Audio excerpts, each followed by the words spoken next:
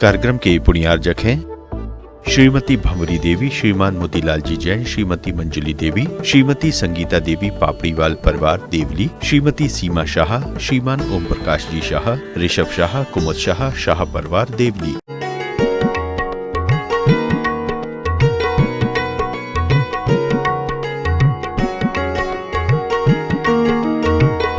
चर्चा चल रही है संस्कार की।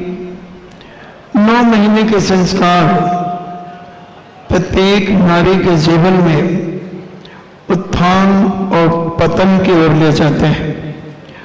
अगर उसके मांगलिक संस्कार हैं तो वह उत्थान की ओर जाएगी, और अगर विकृत हैं तो वह दुर्गति की ओर उसकी संतान जाएगी।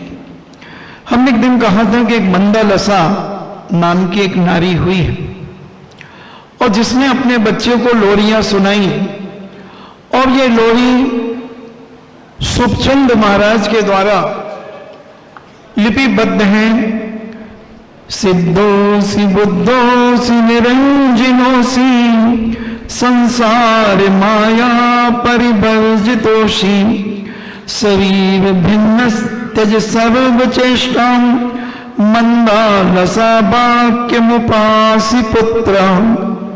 वह गर्भ के बच्चे को वह मंदालसा एक भावात्मक शक्ति देना चाहती है कि मेरे गर्भ में जो बच्चा पल रहा है उससे वो क्या कहती है, हे पुत्र तुम सिद्ध हो, तुम बुद्ध हो, तुम निरंजन हो, संसार माया से तुम रहित हो, और शरीर से भिन्न हो। तुम मंदालसा की बात मानते हो ना? सर्व चेष्टाओं को छोड़ दो। इन्हें अपने अंदर जो तुम्हारे अंदर चेष्टाएं उत्पन्न हो रही हैं उनको तुम छोड़ दो, ऐसी आत्मीय भाव से। फिर कहती है, ज्ञातासि दृष्टासि परात्म रूपो अखंड स्वरूपोसि गुणालयोसि जितेन्द्रियस्तुम त्यजमान मुद्राम मंदालसा वाक्य मुपासी पुत्र। फिर अपने पुत्र को संबोधन करती है, हे पुत्र तुम ज्ञाता हो, तुम दृष्टा हो, तुम परमात्मा स्वरूप हो। इन्हें तुम 3 लोक के ज्ञाता हो, दृष्टा हो, देखने वाले हो और जानने वाले हो, और परम आत्म स्वरूप हो। तुम अखंड स्वरूप हो, गुणों के आलय हो, और इंद्रिय विजेता हो, यानी कि तुम अपने 5 इंद्रियों को जीतने वाले हो। तुम क्या मंदालसा की बात को नहीं मानोगे? मानते हो? मान मुद्रा को छोड़ दो। इन्हें अपने अंदर जो बैठा हुआ एक अहंकार है, एक ईगो है, उसे छोड़ दो।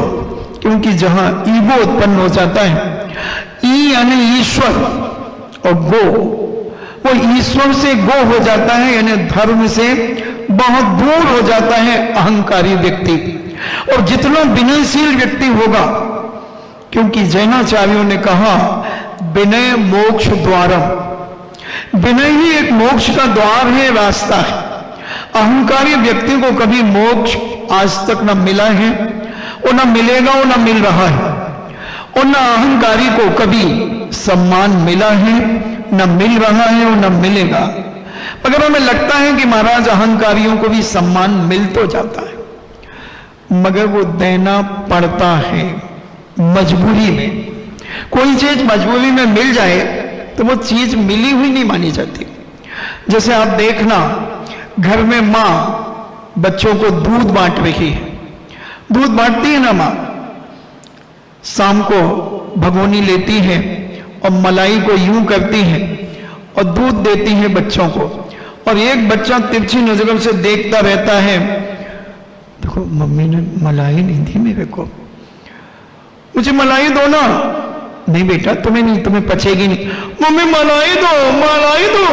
और वो इतना रोएगा, इतना रोने लगेगा, पैर फैलाने लगेगा, पटकने लगेगा, तो माँ थोड़ी सी मलाई का थक्का तोड़ करके उसके गिलास में डाल देगी। तो ये मलाई उसने खुशी खुशी दी है या मजबूरी में दी है? क्योंकि वो बच्चा इतना जिद्दी और अहंकारता के ऊपर उतर गया है, घर के माहौल, घर की शांति को अशांति में परिवर्तित कर रहा है। इसलिए मां को मजबूरी में वो मलाई देना पड़ी, मां देना नहीं चाहती क्योंकि वो पचा नहीं पाएगा, उसके लिए नुकसानदायक होगी। तो ऐसे मानी व्यक्ति को धर्म से दूर हो जाता है, परिवार से वह जीवन में दुखी हो जाता है। विनयशील व्यक्ति का एक लीला ही अलग होती है। एक शिवाजी का आपने नाम सुना हो। शिवाजी की हाइट अपने शेखरचंद जैसे ही समझ लो, और महाराष्ट्र के बहुत बड़े राजा थे, बड़े शक्तिशाली योद्धा थे। 5000 सैनिकों के बीच में शिवाजी कब निकल गए वो सैनिक खोज नहीं पाए। इतने तो शिवाजी जब बचपन में अपने गुरु के पास पढ़ते थे, देखना कितने विनयशील थे। जब गुरु के पास पढ़ते थे गुरुकुल में, तो जब तक शिवाजी विद्यार्थियों के बीच नहीं बैठते थे तब तक उनके गुरुजी क्लास शुरू नहीं करते थे। दूसरे बच्चों को बड़ी ईर्ष्या जागती थी, एक जलन होती थी कि शिवाजी जब तक नहीं आते हैं, जब तक क्लास शुरू नहीं करते हैं, ये कोई तरीका थोड़ी है। हम तो आ गए और शिवाजी लेट भी आए तो भी गुरुजी कुछ नहीं बोलते, और हम लोग 5 मिनट ले जो आ जाए तो डांटते हैं। क्या कारण है? हाँ भैया वो तो राजकुमार हैं, उनको कौन बोल सकता है, राजा के बेटे हैं, राजपूत हैं, तलवार लेकर के आ जाएंगे। ऐसे बच्चे आपसी में खुशुल खुशुल करते रहते थे। और गुरुजी एक कदम सदा आगे होते हैं। शिष्य कितना भी ज्ञानवान हो जाए मगर गुरु से आगे कभी निकल नहीं सकता। गुरु तो गुरु ही होता है। तो शिवाजी के गुरु ने समझ लिया कि ये सारे बच्चों के अंदर एक बड़ी वेदना, एक टीस है, और इस सब अहंकार की ओर बढ़ते चले जा रहे हैं। कहते हैं कि अपन तो गुरुकुल में आना पढ़ना ही बंद कर देंगे। इस प्रकार तक की चर्चा जब गुरुजी के कान में पहुंच गई तो गुरुजी ने कहा ज्ञान तो देना है, किसी भी तरीके से बच्चों को ज्ञान देना है। अगर ज्ञान नहीं दिया तो ये बच्चे बिगड़ जाएंगे। इनको भी समझा दिया जाए और अपनी बात भी रख दी जाए, और यह भी बता दिया जाए कि शिवाजी जब तक नहीं आते हैं, जब तक क्लास शुरू क्यों नहीं होती। इनडायरेक्ट में अगर डायरेक्ट बताएंगे तो भी बच्चे कोई ना कोई नुक्ताचीनी करेंगे, कोई ना कोई फितूरी उनके दिल और दिमाग में आएगी। तब गुरुजी ने एक आम, कच्चा आम लिया और अपने हाथ में बांध लिया, पट्टी बांध ली, और आम बिल्कुल दिख नहीं रहा, पट्टी बांध ली जैसे एक फोड़ा हो गया। और गुरुजी जब क्लास पढ़ाने के लिए आए, कक्षा पढ़ाने के लिए आए, तो ऐसा उन्होंने एक्शन किया कि जैसे उन्हें बहुत तकलीफ है उस हाथ में, और ऐसा करके वो पढ़ा रहे थे। थोड़ी थोड़ी देर में जैसे वो लौक रहा हो, ऐसी स्थिति में वह अपना प्रदर्शन कर रहे थे। सारे बच्चे देख रहे थे। शिवाजी ने कहा गुरुजी आपके हाथ में मुझे लगता है बहुत बड़ा एक फोड़ा हो गया है। हाँ बेटा फोड़ा हो गया है, मुझे बहुत तकलीफ होगी। हाँ बहुत तकलीफ है। सारे शिष्य कहते हैं गुरुजी वैद्य को लेकर को आऊं क्या? कुछ नहीं करना, मत लाओ। शिवाजी कहते हैं गुरुजी आप वैद्य के लिए मना कर रहे हैं, ये कैसे संभव है? हम कैसे भी इसको ठीक करेंगे, आप बताइए कैसे ठीक होगा? ऐसा करो आज की रात निकल जाने दो, कल देखते हैं, निश्चिंत रहो तुम, हम तुम्हें सब बता देंगे। शिवाजी को रात भर घर पे नींद नहीं आई, बड़ी बेचैनी रही उनके अंदर कि गुरुजी की रात कैसे कट रही होगी।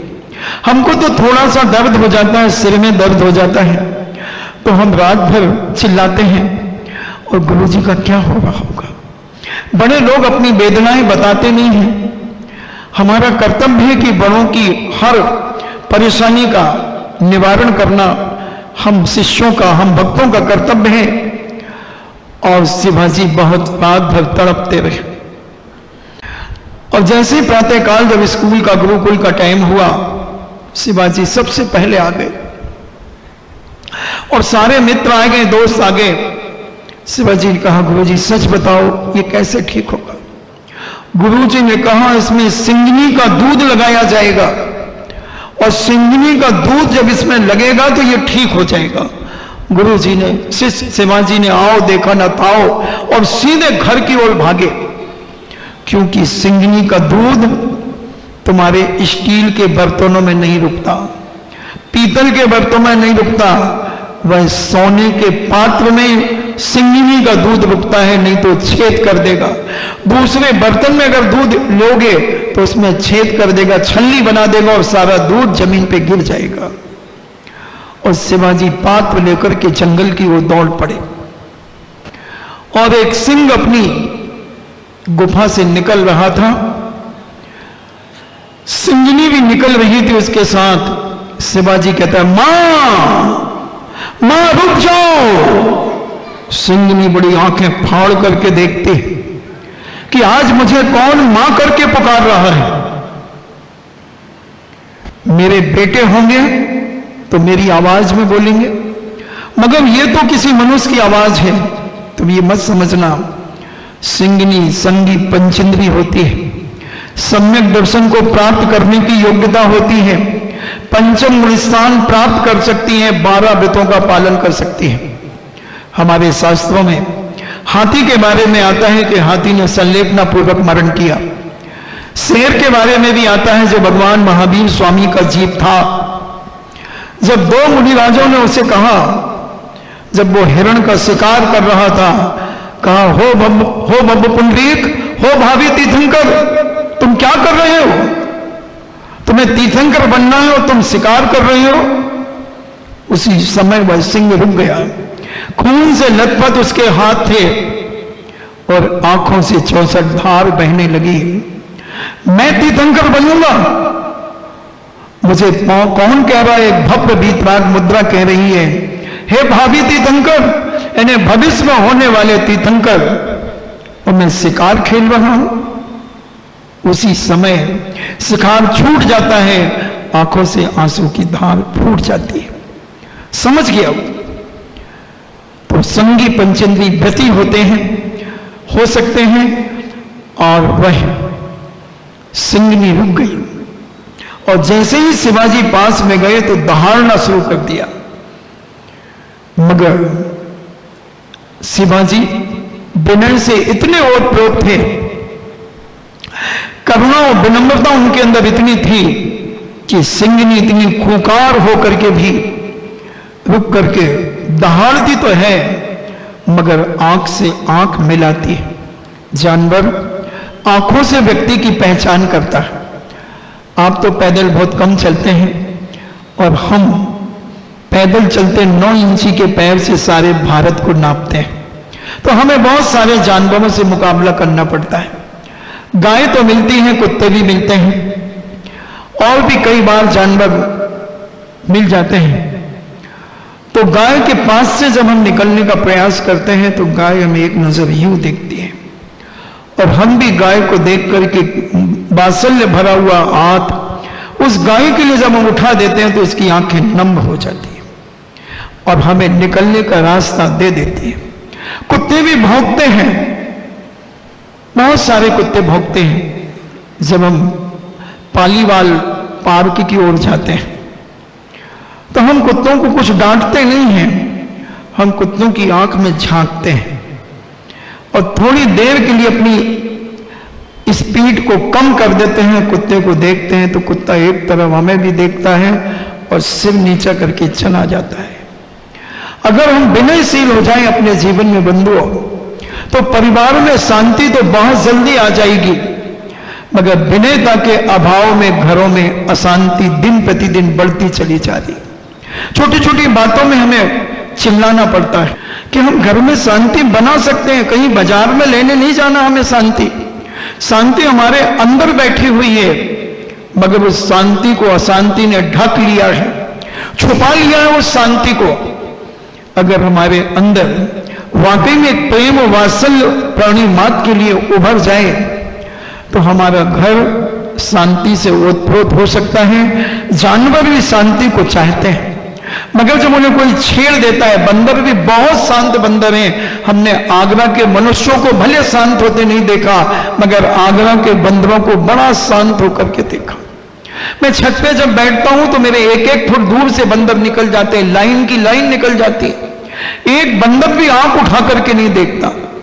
मैं भले उन्हें देखता हूं कि ये बंदर जा रहा है, रेड मंकी है, कहीं ब्लैक मंकी है ही नहीं, मगर वो बिल्कुल शांति से निकल जाते हैं। कभी कभी तिरछी नजर से बंदर मुझे भी देख लेता है।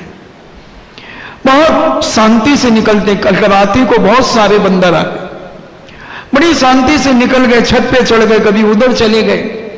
अब मनुष्य कैसे हैं ये मुझे ज्यादा मालूम नहीं, मगर बंदर बहुत अच्छे शांत स्वभाव के हैं। ये तो आप अपने अपने घर में देखें कि आपके घर के मनुष्य कैसे हैं। छोटी छोटी बातों में कितनी उत्तेजना पैदा करते हैं।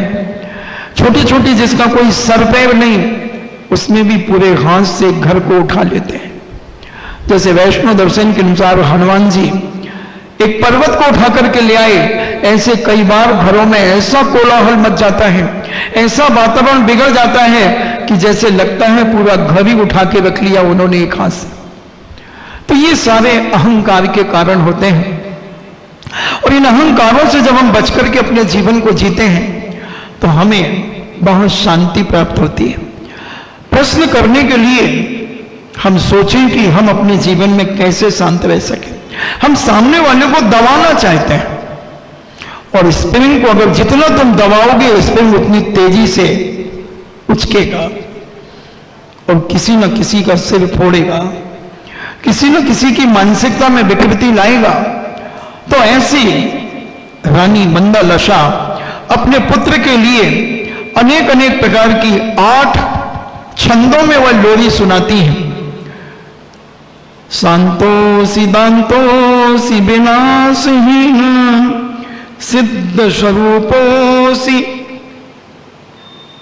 कलंक मुक्ता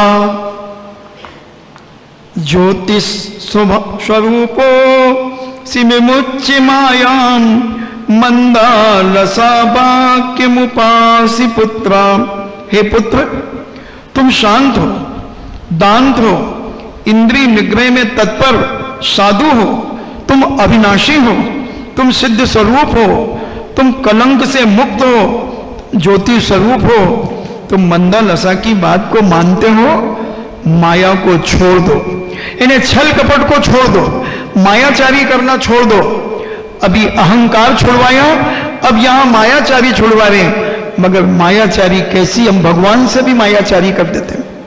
एक पति पत्नी थे, एक दाम्पत्य जीवन जी रहे थे। उनकी संतान बहुत वर्षों से नहीं हो रही थी, दुखी थे। मगर संतान होने का कोई समय निश्चित नहीं होता, संतान तो कभी भी हो सकती है। अजमेर के अंदर 28 साल शादी के बाद उसकी 2 संतानें हुई। नारेली के अंदर ज्ञानोदय तीर्थ के अंदर जो ग्वाला है, वो ग्वाला अभी कुछ दिन पहले हमारे पास झांसी में आया। बोले महाराज, मेरी शादी के 40 साल के बाद 5 संतानें हुई।